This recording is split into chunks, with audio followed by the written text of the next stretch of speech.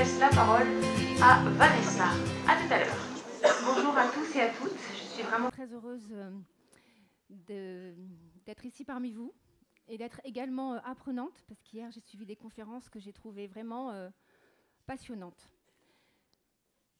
J'ai créé il y a 6 ans une école nature, avec la volonté forte de reconnecter les enfants au vivant.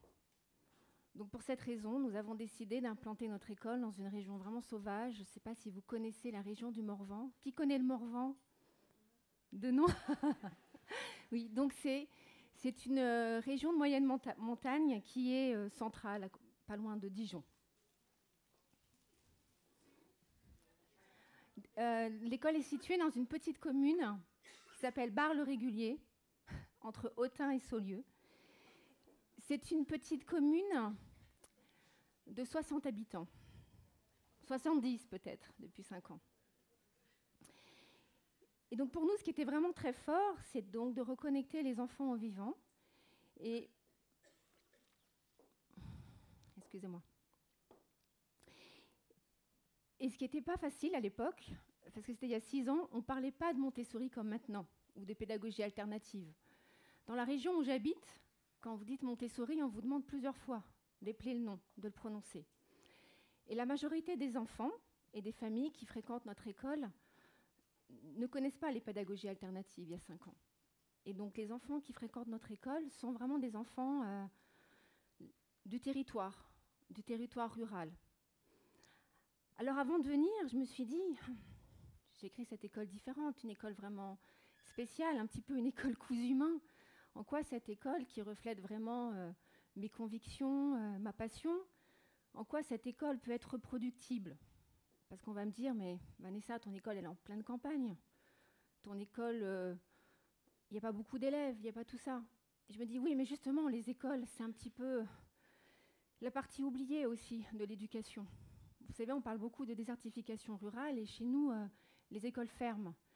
Et les enfants qui ont des difficultés scolaires ou qui ne trouvent pas confort dans l'éducation traditionnelle, eh bien pour eux, il n'y a véritablement aucune solution. Et donc, quand on a créé cette école, contre toute attente, on n'a eu aucune difficulté avec l'éducation nationale, parce qu'en fait, on était vus comme complémentaires. Et donc, tout ça, c'était vraiment une démarche intéressante, parce qu'on se sentait, dès le départ, partie du système de l'écosystème éducatif. On était vraiment accueillis. Après, ce qui a été le plus difficile, c'était comme de trouver un local pas cher, un local aux normes. Mission pratiquement impossible. Et pourtant, des écoles. Il y en a plein qui ferment autour de nous. Mais la grosse difficulté, c'est que ces écoles, si on veut les réouvrir, c'est pratiquement impossible. Possible pourquoi? À cause des normes, à cause d'une marge, à cause de 2 marges. Il faudrait mettre une rampe qui parte à partir de là, bétonnée. Et donc ces écoles, on ne peut pas les réouvrir. Donc on s'est retrouvé véritablement avec un vrai obstacle, le fameux obstacle dont parlait Philippe Nicolas hier. Donc on s'est dit, comment fait-on pour proposer une alternative, une école différente, sans local, sans argent, sans finance, vraiment rien, aucun filet de sécurité. Et là, on est venu nous chercher.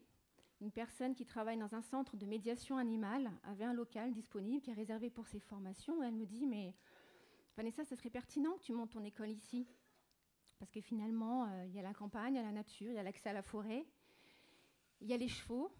Et puis finalement, toi et moi, on fait un petit peu le même travail, quoi. C'est-à-dire qu'il y a la même différence entre l'équitation qu'on dit traditionnelle et l'équitation qu'on va appeler sensitive, éthologique, et puis nos écoles alternatives et les écoles plus traditionnelles. Et donc, nous voilà partis pour l'aventure. On ouvre cette école dans un lieu aux normes, mais qui ne ressemble pas à une école.